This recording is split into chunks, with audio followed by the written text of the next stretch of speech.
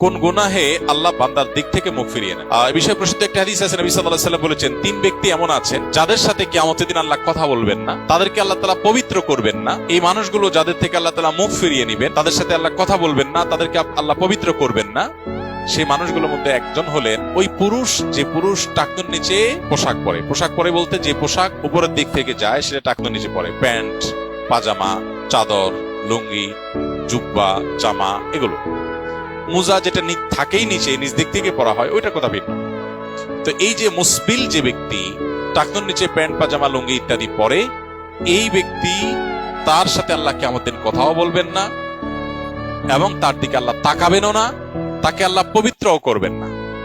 এই তিনটা ভয়াবহতা এই ব্যক্তির জন্য আছে, যে ব্যক্তি টাকনুর নিচে প্যান্ট, পাজামা, লুঙ্গি পরে। 2 নম্বর হলেন ওই ব্যক্তি যে ব্যক্তি কাউকে দান করে খোঁটা দেয়, অথবা যাকে দান করেছেন তাকে নানান কথা দিয়ে কষ্ট দেয়।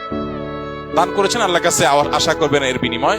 যাকে দান করেছেন তার সাথে আপনার কোনো আলাপ থাকবে না। দান করে খোঁটা দিলেন, কষ্ট দিলেন, খোঁচা মেরে কথা বললেন, এগুলো বললে আপনি আল্লাহ তাআলার দৃষ্টি থেকে সরে যাবেন কিয়ামতের ময়দানে। নাম্বার 3, ওই ব্যবসায়ী, যেই ব্যবসায়ী তার পণ্য বিক্রি করতে গিয়ে মিথ্যা শপথ করে।